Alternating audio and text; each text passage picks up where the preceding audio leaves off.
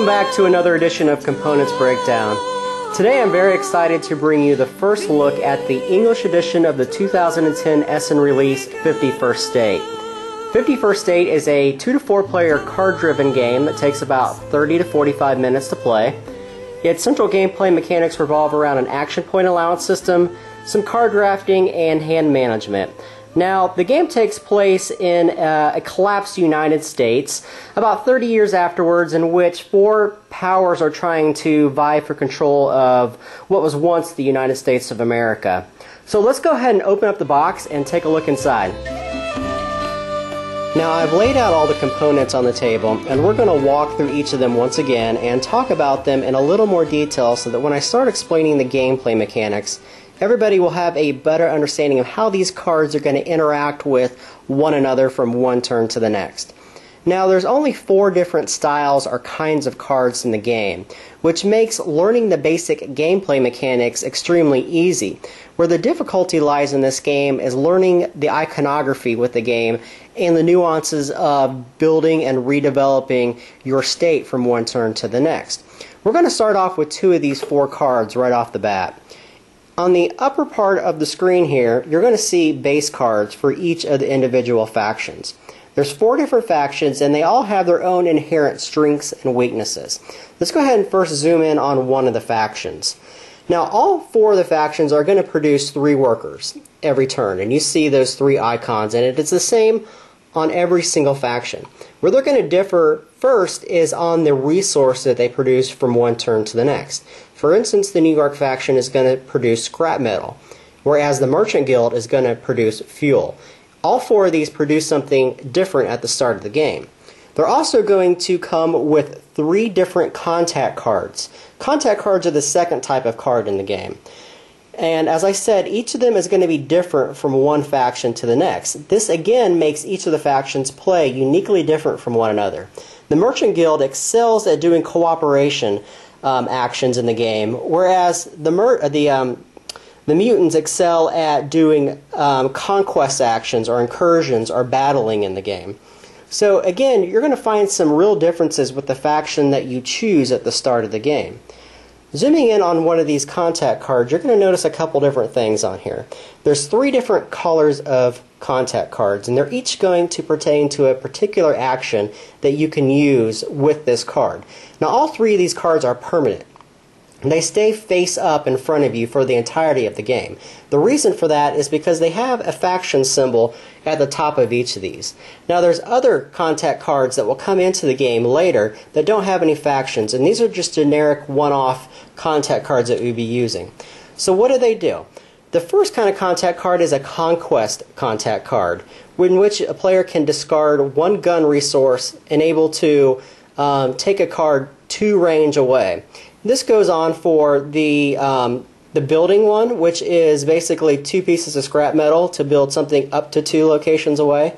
And then the cooperative part, which is being able to use 1 fuel to take a card, cooperative card up to 3 range away. And we'll explain what each of those means in a little more detail. The third type of card are the leader cards. Now, each player is only allowed to have 1 of the 8 total leader cards in front of them at any given time. However, players are allowed to exchange leaders at specific points in the game for other leaders that they may have in their hand. Now, leaders have 2 functions. One is that they get an ability when they first come into play, and the second is they have ability if certain requirements are met. The last kind of card, which is the most important thematically for the game, are the location cards. Now, the way the locations are meant to be played thematically with the game is that each of the 4 factions is trying to reestablish their dominance in what was the United States of America. By going out and exploring and conquering or cooperatively working with each of these different locations, they are building up their state or their ability to run the new United States of America.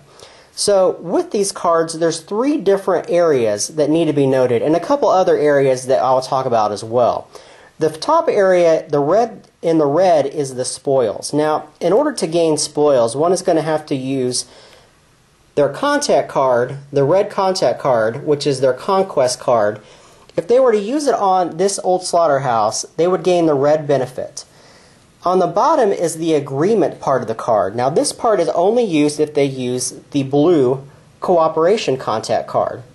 In the middle part is if they were to build at this location or settle at this location. And that is when they're going to use their brown contact card. So what do they all mean and how are they used? Basically, when you gather a location, you can do those three different things to it. What you would do is your base can hold up to 3 different cards at a time. So for instance, we're looking at the Merchants Guild here. If they were to, hypothetically saying, want to settle this area, they would look at their caravan and they would see that they can settle something 3 spots away for 1 fuel. So they would spend 1 fuel that they actually get at the start of their turn, and we'll pull a fuel, and they would lay it on here simply saying that this card has been used for that turn and cannot be used again until the next turn, and then they would decide that they want to settle this area because it is only 2 distance. Now distances range from 0 for leaders all the way up to 3 for the furthest distance away. And they simply lay that card beside them to simply state that that card is now a location in their states or in their faction. Now the other things they could do instead of settling is they could take the spoils, and if they do that, they simply place it underneath here, and there can only be 3 cards underneath here at a time. This means that during their next production phase, they can discard this card and gain 2 victory points right away. On the other hand, if they so wish to have cooperated with it, this is a benefit that happens every single turn that they have it. So they would get this benefit every single turn. Now, if they just decided to settle it and do neither one of those, they would get the action down here. And looking at this one, they can discard either a spoil or an agreement that's behind a card to gain 1 victory point. So this is something that happens every single turn. The other places of note on these location cards are the card types that they belong to, and these will interact with other card types as the game progresses. There are these 2 items there that basically stand for worker and factory icon patterns, and we'll get into that in just a moment. And then there's the location on how far away this location is from your base settlement. And again, as I said, they range in spots from 1 to 3, and all the leaders are 0. So the next thing we're going to look at briefly are all the tokens. There are tokens for buildings or resources, there's fuel, there's worker tokens, there's gun tokens, and there's scrap tokens. These are all used for resources that you gather in the game. There is a first player marker. There is a universal token. There is a rebuilding token. There are victory point markers that come in denominations of 1 and 2 and denominations of 3 and 4. And then there's additional contact tokens that can be used where you could add, say for instance you wanted to settle something 3 spots away, you could add both of these together and be able to settle something that is 3 spots away. And these are just additional contact tokens that you can earn throughout the game. And they come in just regular, they come in universal colors, cooperative, and conquest. So let's go ahead and set up a 2-player game and show you a basic round and give everyone a good idea of how the game is going to play from one turn to the next. So we've set up a 2-player game, and we're going to walk through it extremely quickly and give everybody at least an idea of how the game is going to be played out from one turn to the next. Each player is going to start off with one of their factions, and they can either pick that randomly or choose one they're familiar with. I have started with the Mutants against the Merchants Guild. Again, each player is going to start off with their base and the 3 corresponding and specific contact cards for that faction. They're going to start with 3 of their 4 faction markers. The 4th one's going to be placed, strangely enough, on the back of the box where they have kept the scoring track, but that works. The game is going to be played to 30 total victory points. Also, each player is going to get 4 randomly drawn cards out of the deck. And that will be their hand. I've simply laid them face up, but they will be in your hand, and the information will be non-available to your other players. The very first phase of the game is called the lookout phase, and there's going to be 5 cards that are drawn off the top of the deck and placed into the center of the table. In a 2-player game, the first player will take 1 card, and then the second player, and then back to the first player, and then to the second player again. So 4 of the 5 cards will be drawn, the last card will be put in the discard pile. Now, this is going to change for a 3- and a 4-player game, so make sure you read the rules if you're playing with this with more than 2 players. The next phase is the production phase, and there's 4 unique ways upon which someone can earn resources in the game. The first is each player's base is going to earn them resources. The Merchants Guild is going to produce 3 workers and a fuel, whereas the Mutants Union is going to produce 3 workers and a gun.